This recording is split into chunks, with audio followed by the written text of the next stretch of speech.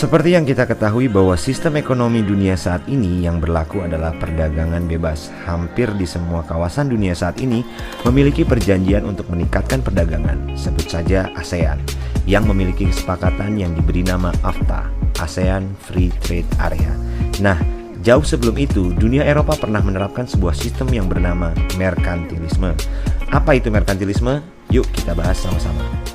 Baiklah anak-anakku sekalian, kelas 11 IPS, kita masuki pelajaran kita pada hari ini, yaitu sejarah peminatan. Materi kita pada minggu lalu sampai pada Renaissance humanisme. Sekarang kita memasuki lanjutannya, yaitu merkantilisme.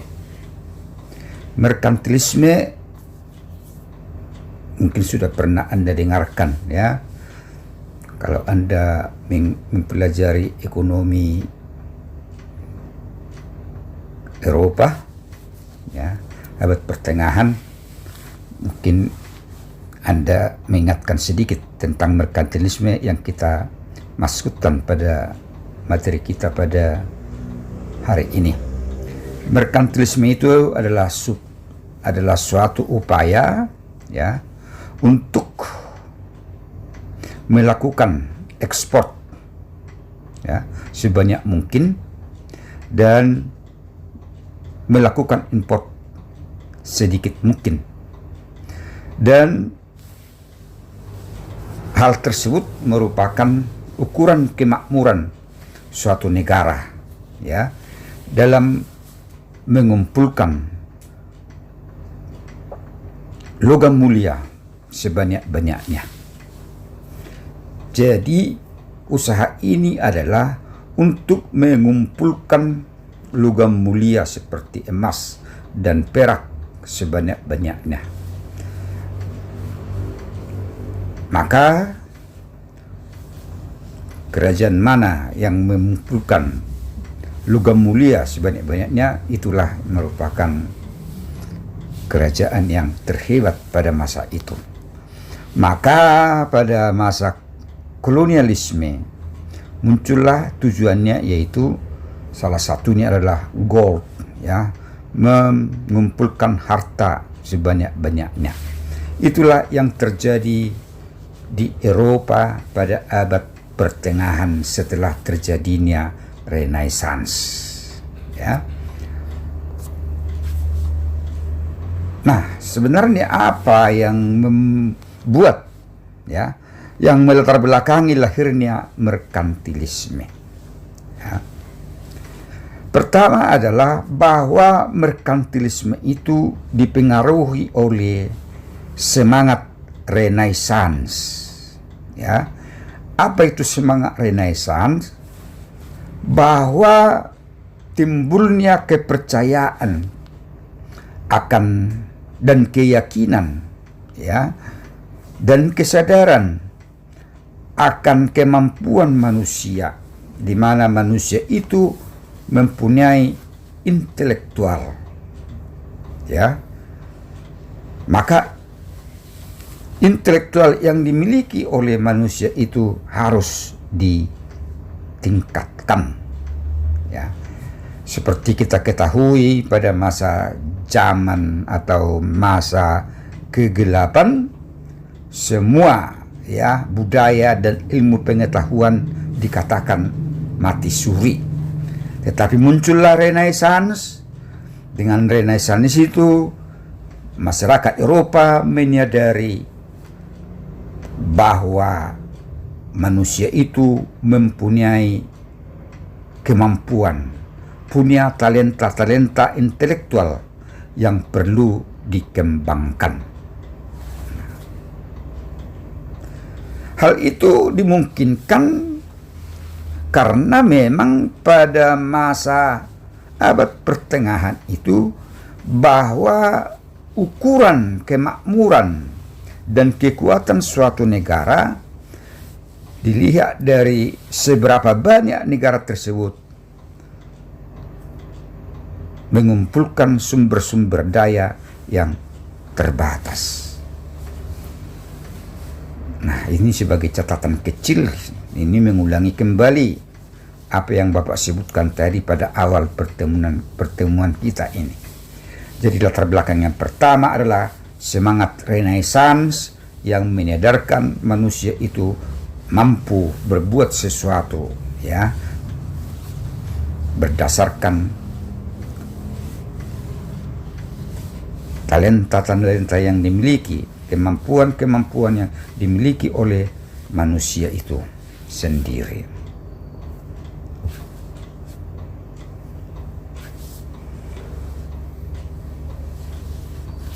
Yang kedua adalah, sebagai latar belakang yang kedua adalah bahwa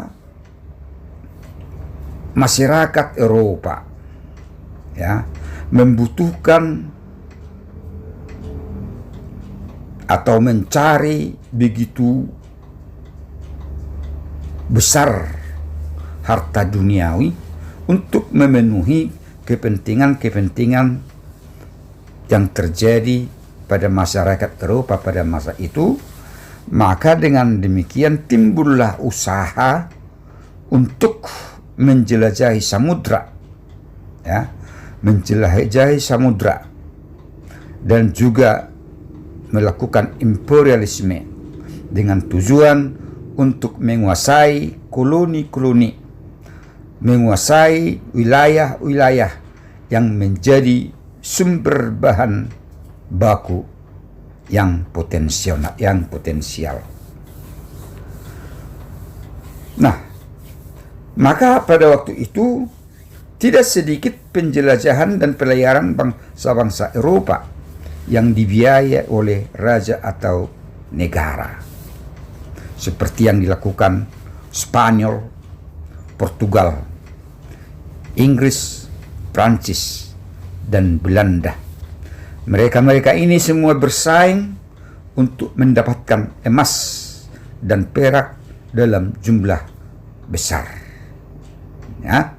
Nah, hal ini sudah kita pelajari seperti terjadinya kolonialisme dan imperialisme dalam sejarah Indonesia, ya. Itulah latar belakang yang kedua, yaitu dengan lahirnya kolonialisme dan imperialisme. Nah, ini sebagai salah satu contoh bagaimana Christopher Columbus mendarat atau tiba di San Salvador atau El Salvador. Nah, ini lukisan karya John van der Linde tahun 1775 sampai 1852. Bisa kita lihat bagaimana lukisan ini, di mana rombongan Christopher Columbus sampai di San Salvador. Dalam video pembelajaran kali ini, saya akan menjelaskan secara singkat salah satu peristiwa penting di Eropa, yaitu reformasi gereja. Sebelum membahas tentang apa itu reformasi gereja, silakan kalian klik tombol subscribe dan aktifkan lonceng notifikasi agar channel ini terus berkembang dan memberikan video-video yang bermanfaat. Nah, itulah tentang apa itu merkantilisme, ya. Apa itu merkantilisme?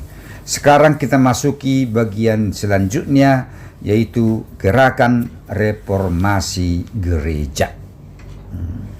Gerakan reformasi gereja. Nah, pertama-tama mau kita lihat adalah bagaimana Bonifacius VIII, ya, dengan Philip IV, Raja Philip IV sekitar tahun 1268 sampai 1314 berniat memusatkan seluruh kekuasaan ke tangannya sendiri, ya. Maka di bawah pemerintahannya untuk pertama kalinya mewajibkan klerus membayar pajak. Nah, itu usaha Raja Philip. Sementara gereja pada waktu itu sangat besar, ya, sangat besar pengaruhnya terhadap kehidupan duniawi, di mana juga gereja mencampuri urusan-urusan, ya, urusan-urusan kerajaan.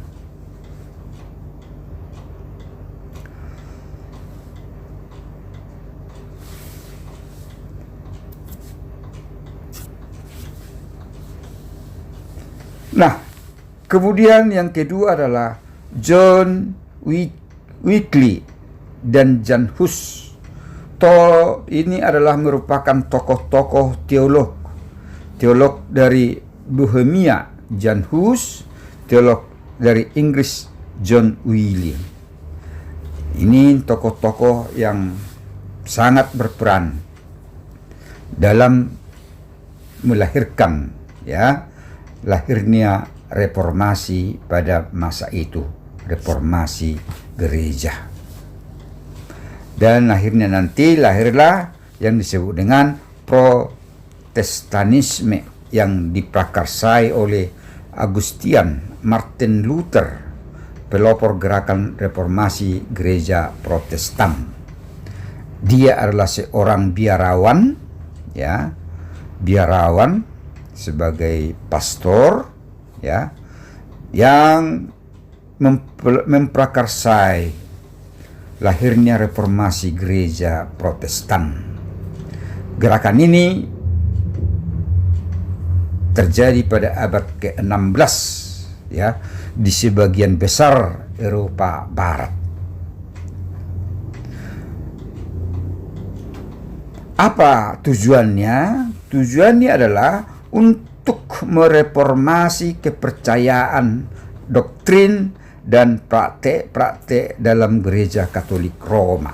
Ya, pada waktu itu ada doktrin atau kebijakan yang menurut Martin Luther tidak sesuai lagi dengan kitab suci, maka Martin Luther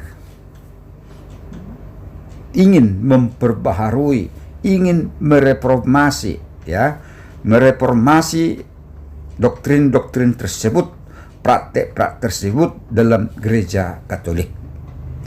Dengan usulan-usulannya itu, akhirnya Augustin Martin Luther dikeluarkan dari gereja Katolik, dan akhirnya dia mempelopori gerakan reformasi gereja Protestan. Nah, sekarang apa yang menjadi dampak langsung daripada reformasi gereja itu?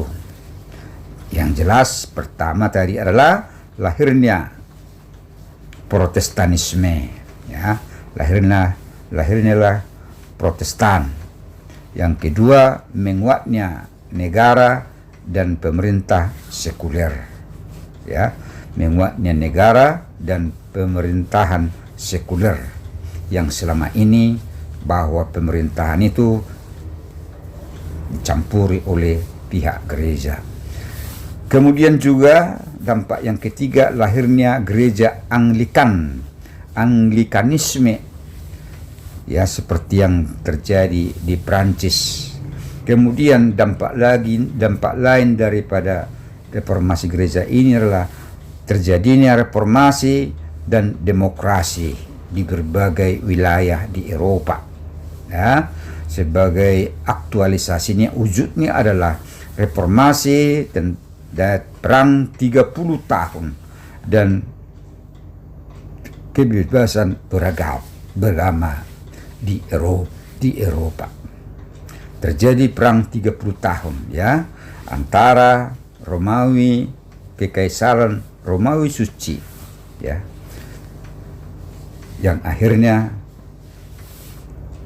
nantinya timbullah perdamaian, ya, antara perang 30 tahun antara Kekaisaran Romawi Suci.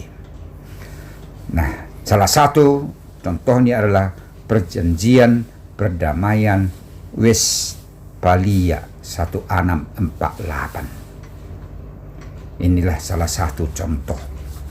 Nah, Selanjutnya, bahwa lahirnya etika Protestan. Etika Protestan merupakan daya penggerak ya yang mendorong perkembangan kapitalisme. Sebenarnya bahwa hubungan Protestanisme dan kapitalisme itu bersifat tidak langsung, ya, bersifat tidak langsung. Kenapa? Karena adanya kebebasan, ya, adanya kebebasan itu muncullah kapitalisme. Adanya reformasi yang dipelopori oleh Martin Luther itu, ya, muncullah itu, berkembang juga tentang kapitalisme. Nah, sehubungan dengan gerakan reformasi gereja, Katolik juga tidak ketinggalan melakukan reformasi, ya. Apa itu reformasi dari Katolik? Upaya-upaya yang dilakukan oleh gereja Katolik pada abad 16 dan awal abad ke-17 untuk mewujudkan pembaruan internal gereja dan untuk melawan gerakan Protestanisme. Jadi, reformasi gereja Katolik itu lebih dimaknai sebagai suatu tindakan sadar dari pihak gereja Katolik, ya. Pihak gereja Katolik apa kekurangan tentang doktrin-doktrin yang dilaksanakan pada masa itu, ya. Bukan sebagai reaksi atas gerakan Protestanisme, ya, bukan, ya. Hanya untuk memperbaharui, ya, melakukan pembaruan internal dalam gereja Katolik, ya, bukan sebagai reaksi atas gerakan Protestanisme. Nah, demikianlah anak-anakku sekalian pertemuan kita pada hari ini, yaitu tentang merkantilisme dan reformasi gereja. Nah, untuk memperdalamnya, lihat bukunya, dipelajari kembali, ya. Yang Bapak sampaikan ini hanya ringkasannya saja. Lebih dalam silakan pelajari melalui buku dan mungkin sumber-sumber yang lain.